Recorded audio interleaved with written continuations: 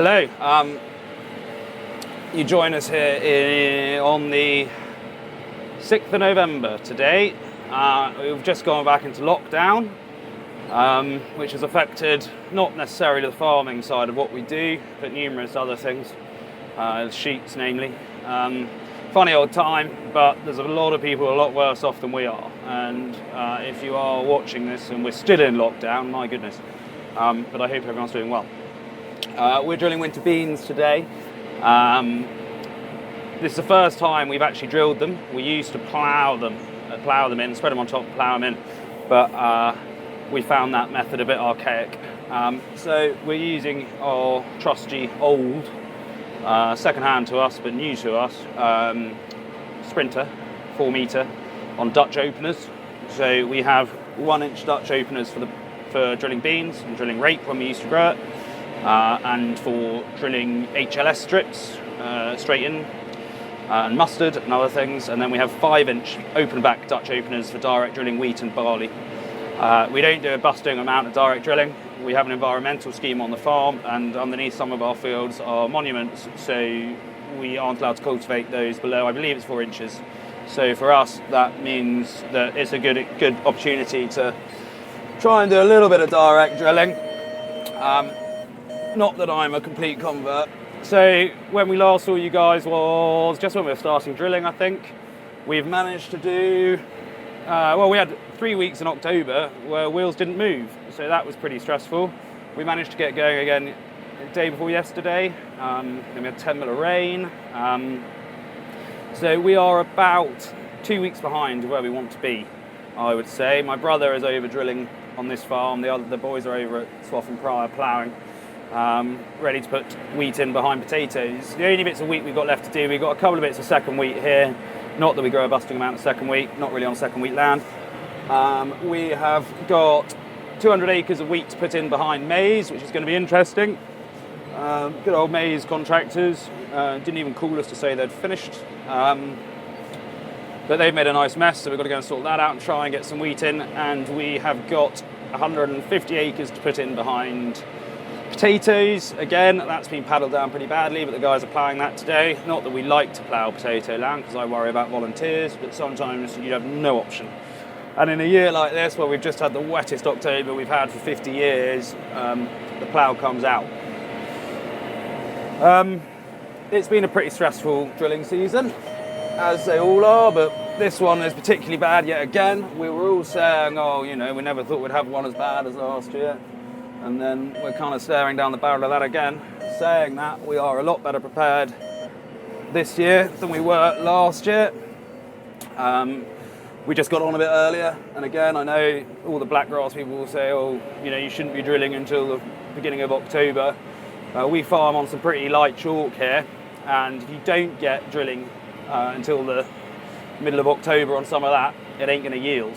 I know that we then have to battle the blackgrass, but that's our cross to bear. Harvest-wise, we were all right in the end. Everyone was very worried, considering how the crops went in, including myself. But the yields were fine on wheat. We were probably exactly where we expect to be in a distinctly average year. So considering how they went in, I was pretty happy with that. What have we been up to? Harvey, the harvest student, has ended up staying on with us, so he's now with us 2 days a week, sometimes 3, which works really well. That takes a bit of pressure off some of the guys, and if anything, it allows us to not have to work the odd Sunday, or not work Sundays actually. Saying that, we've worked pretty much every Sunday for the last couple of weeks. We've put a dog walking field in, so that's been a new venture for us. That's coming on quite nicely, and that's going to open hopefully in the next couple of weeks. A lot of you will be commenting or wondering why we've got the front end loader on this tractor and we're drilling. Are you not worried about the weight, all that sort of stuff? No, is the honest answer. We've got a very short window. I didn't have time to take it off. Nor do I think it really matters, because I haven't got a front weight block on, so it's just doing the same job as that. This machine is a class Arion 650. We got it ex-demo last year. With the price of modern kit now, I think our days of buying new kit are very firmly over. we just can't justify doing it anymore. Warranty to me is now more important than the age of a tractor or the hours it's done. We can't afford big repair bills. We just can't afford it anymore. As I mentioned, the horse drill we bought a couple of years ago, new to us. I love it, absolutely love it. It does everything we need it to do. It is, I think it's like 2008 maybe even older than that, maybe 2002, can't remember. But it has been pretty bulletproof, and it's good for doing this sort of thing. It takes the pressure off the other drill, and for putting in beans and things like that, it is absolutely ideal. Someone to tell me this, I started off with a 5 centimetre overlap, that was too much, gone down to 2, and it still ain't pulling straight. Anyway. So although it's a sunny November morning, it has been pretty wet. We brought the cows in 3 weeks ago now, I would have thought, probably even longer. So winter's here when the cows are coming in. So what we're doing is we are drilling winter beans, tundra winter beans at 220 kilos a hectare. We are going in about as deep as we can go with this horse, which is why this tractor is really working hard. I think it's a pretty good match for the drill though. We used to pull this one with an 828 Fendt, and that was ridiculous. I mean, it could have been doing other things really. But at the time, we only had GPS on the big tractors. But as we've sort of phased out the smaller tractors, we've been able to purchase GPS for them. This tractor does the sugar beet drilling as well, where the front end loader will come off. This is a predominantly arable area. We grow a bit of potatoes and greens. Grow a few next door to us as well. We didn't grow any potatoes. We rent greens potato land, but there aren't many potato growers around here. One or two. Go on, tractor, get on. Sugar beet. So we have started lifting sugar beet, and it has been shocking, absolutely shocking.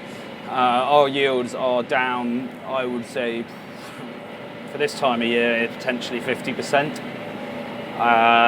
Dirt has gone absolutely through the roof, just because we had to lift in some pretty bad conditions. But British Sugar reckon one of the lorries went in at 32% dirt, which is just rubbish. And then what they do is they will instead of sampling the next few lorries, they just say that the next 4 or 5 have come in at the same dirt tear until they resample the next one of your lorries coming in. We've had big problems with aphids early on in the year, which then led to virus yellows getting into the crop.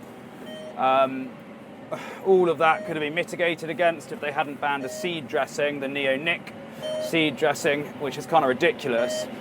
So we now have to spray all of our... we'll have to spray it with an aphidicide twice, and we did spray it. I don't like spraying insecticides. I don't think any farmer does. And actually, we do our darndest to move away from them, which is pretty bloody frustrating when you then get a seed dressing taken away from you, which means that you then have to go and spray an insecticide and just wipe out everything in the field. It seems completely ridiculous to me, but that's the powers above. Harvesting, I mean, James Flatt and Andrew Flatt do a bloody good job of harvesting it, there's no doubt about it, but it is becoming a very expensive crop to grow. Well, it always has been an expensive crop to grow when you look at the input costs. And the problem is it's so well ingrained in everyone's rotations around here. Whether we're going to keep growing it, I really don't know. To say I've lost a love for it would be a complete understatement. I think British Sugar, they're very optimistic about what things are going to look like after Brexit. But yeah, we've actually, since we've stopped growing rape, so this is our first year without rape, there's been a big focus on which break crops are actually going to work for us, and sugar beet's got a big question mark over it now, which is a shame because we've grown it successfully for many years and actually made money out of it for many years. So drilling conditions today are I wouldn't say are ideal, I must admit, but when you're going 4 inches deep, you're going to bring up wet. The wheels on the drill aren't exactly running clean, but then we're going so deep with putting the seed in so deep that I'm not particularly that worried about a bit of mud flopping up over the top of the wheels. And anyone that's drilled anything for the last 2 years will have focused so much on the rear wheels of their drill that they'll be sick to death of looking at them, I would have thought. So the only, I've been pretty negative thus far in this interview about farming, and it's quite as I said, it's quite difficult not to be at the moment.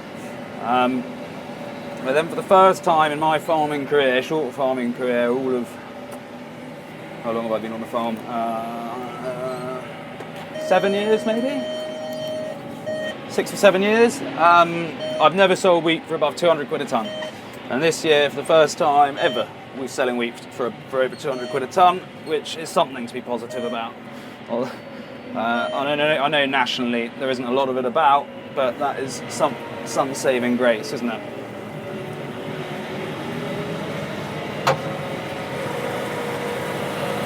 Because I'm an absolute rookie on this drill, I have to keep listening to make sure the seed's coming out. So some other things to think about that's a bit negative, but we will talk about the reduction of subsidy. So most farms, in fact, I think it goes as far as to say, 95% of qualifying farms claim the basic payment scheme, the BPS, are used to be known as a single farm payment, which is our subsidy, actually from Europe technically. But I believe this year it is coming from English coffers, let's say. There's been a big reduction, and for us that means 25% reduction in our BPS. That is quite a considerable figure for us, and obviously, like many farms and like the industry, the subsidy underpins everything we do. Everything's underwritten by the subsidy. So it's going to be an interesting time. I'm not saying that we can't farm without it, because we probably could. Well, I know we could. It would be a pretty miserable affair. It would mean that we wouldn't be able to reinvest in a lot of things that we'd like to.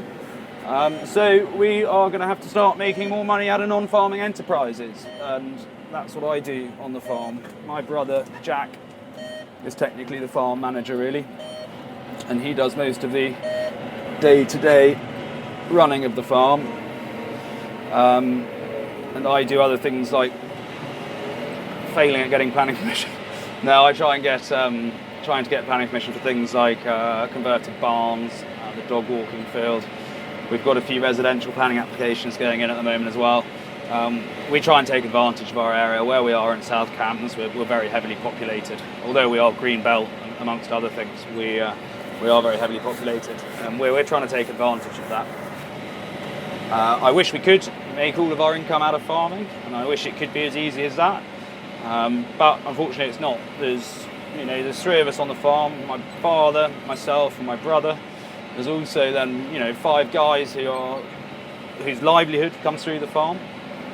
So there's a lot of mouths to feed.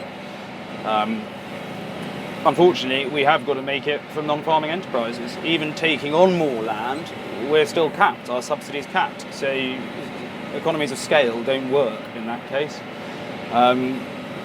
I think there will be some I hope there's going to be some realisation of both rents and sort of what people are prepared to agree in contract farming agreements, because there's going to have to be. We've started talking to all the people we farm for, and we're saying, we're having things squeezed at our end, and either we're going to have to have a bit more money out the job, or we're going to have to just reevaluate what we're doing here. And everyone we've spoken to has been pretty understanding, especially after what could be 2 very, very crap years.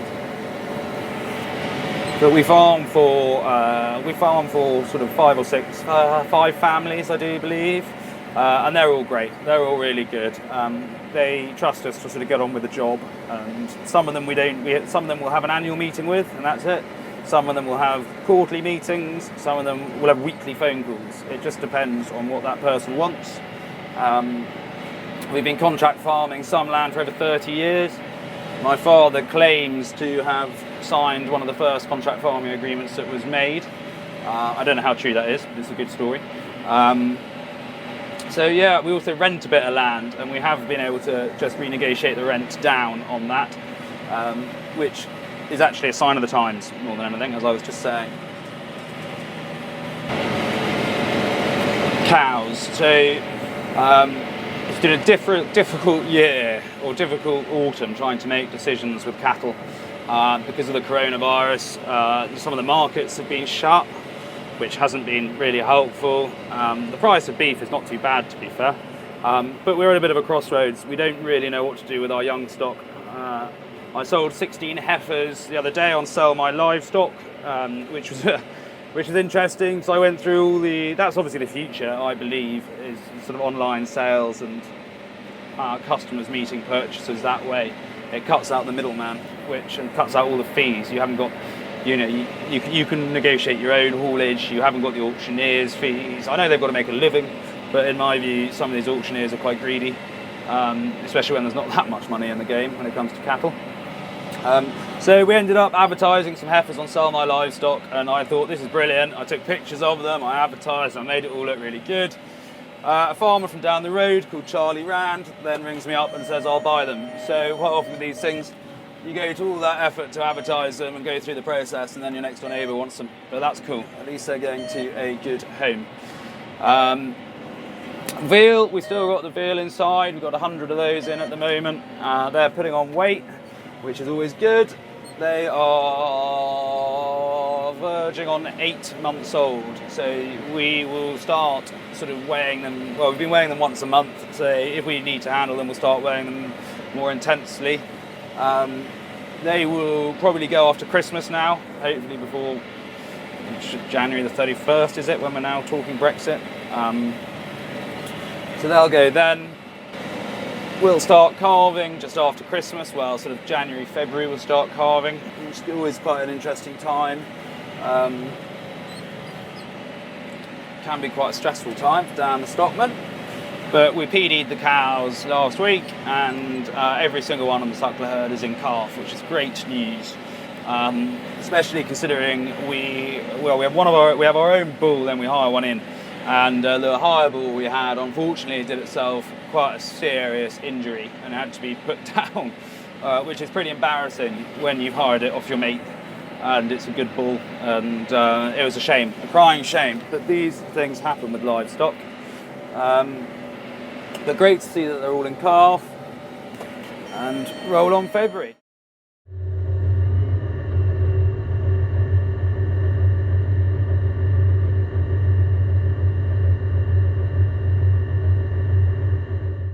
So we are out here drilling with the Fendt Vero MT 938. We've got 6 metre Vardestat on the back. This tractor we've had for 2 years, very impressed with it. We had a Challenger 65T, and the change in machine, the quality of the cab, suspension, and the comfort for the user, I think is much better. We are drilling Skyscraper. This was sugar beet 3 days ago. It's been lifted, then it's been ploughed yesterday, and we've run a 6 metre NZ over the top of it, just so we can create a bit of tilth. And I'm drilling straight into it.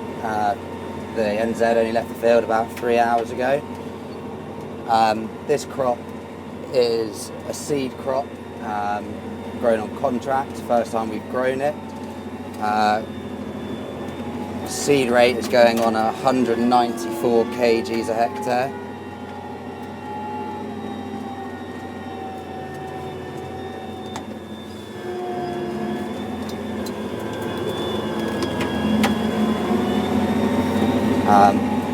It's been a very trying year for the drilling again, with one of the wettest Octobers in record, but November's proved to be a lot better, and seems to be getting some in the ground now. Very pleased with how this is going, considering it was only sugar beet a couple of days ago. Pushing along at 14k. So what I'm doing is I've only got the front discs in a tiny little bit, just hitting the top, trying to break those clods down. And then I've got the levelling boards at the back, just doing a nice job levelling it off. With the system discs, I'm just trying to punch it in with those, not too deep so I don't bring up any wet. And then letting the wheels at the back and the following harrows cover it over. doing a lovely job leaving it nice and level. When the conditions are right with this Diversification, we can be drilling between 3.5 and 4.5 hectares an hour. And I think for efficiency for the machine, it's absolutely great on outputs. We've been very lucky so far in November to have a few dry days. We managed to get a lot of our wheat in sort of middle of October. We had 2 or 3 dry days. So now we are just drilling behind sugar beet and maize. We tried to put this seed crop in behind potatoes, but unfortunately it lay so wet we couldn't get anywhere near it. So that's why we're putting it in behind sugar beet. Not everyone's a huge fan of using a track machine for drilling because you screw on the headlands. This year and last year it was a bit difficult to cover the seed on the headlands, cause I drill the middle of the field first. Trying to cover up your wheelings because you don't want to put the disc in too deep, so it just brings up wet. But now it's been dry for a few days, it does a lovely job covering up the track marks.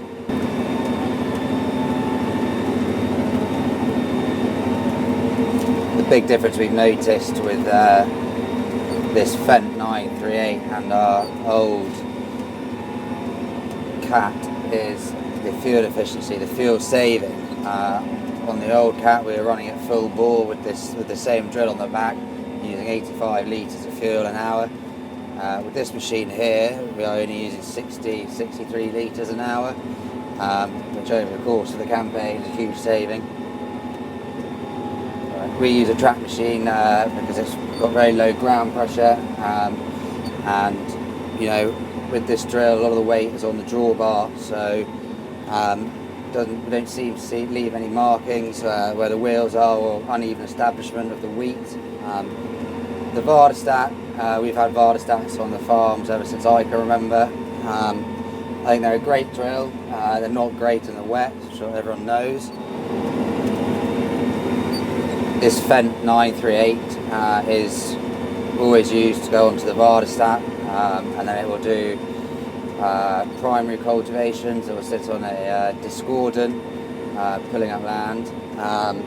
It also runs on an 8-metre set of discs, pulling down land in front of the drill for seedbed preparation. I think the Diversification is a great machine because you've got a cultivation pass in the machine that also drills the crop at the back. A lot of our land we plough early, and then going into wheat we'll plough it early, roll it to conserve moisture, then we'll run either discs or the spring tines over it just to open it up and level it off in the headlands where the ploughs can't, and then drill straight into it with the Diversification.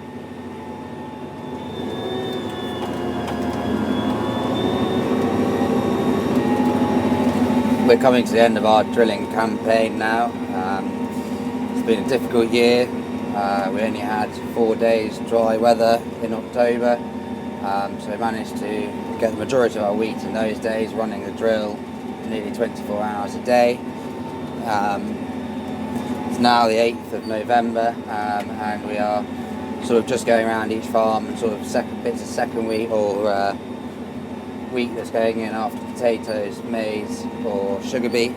We're just going around and getting those in where we can. This field has come down lovely.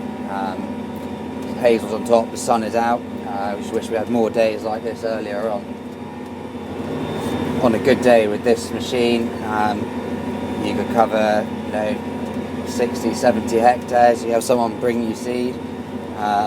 Very good machine, so you can change all the depths. You can just tickle the top, or you can do a proper cultivation pass in front. Where are we? December the 8th. December the 8th. Pretty torrid autumn yet again. The last time I think I spoke to the camera or to you guys was when we were drilling beans. So that was sort of, we still had a fair bit of wheat to get in the ground then. And we got it all in. We had to get a contractor in for the last 90 hectares with a power harrow drill. But that was the right call at the time. So no, we had 3 weeks in October where wheels didn't turn, and that really it just put everything back. But we managed to get everything pre-emmed. We've had a dry November, really dry, decent November. Just as we went into the second lockdown, it got dry again. So yeah, we're getting up to date. Everything's pre-emmed.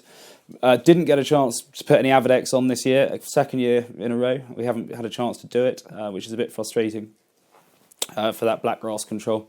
What are we doing at the moment? We have been mucking out the cows. We're chopping up trees at the moment and getting all the kit sort of anti-freezed up and put away. The guys go on holiday on Friday, and that is them for, well, till second week of January. But through the Christmas period, my brother and I sort of keep things ticking over. Dan the stockman comes in and does the cows. And there's a fair bit of lorry loading and other things like that to do, hedge cutting. My brother loves hedge cutting, which is quite handy because I don't have the finesse or the patience. But you know, we all in all, it's we got away with it this autumn by the skin of our teeth. The east seemed to suffer again with just being wet, and it wasn't a hugely. Well, we did have a lot of rainfall, but it was just constant. Every 2 or 3 days, we'd have a deluge.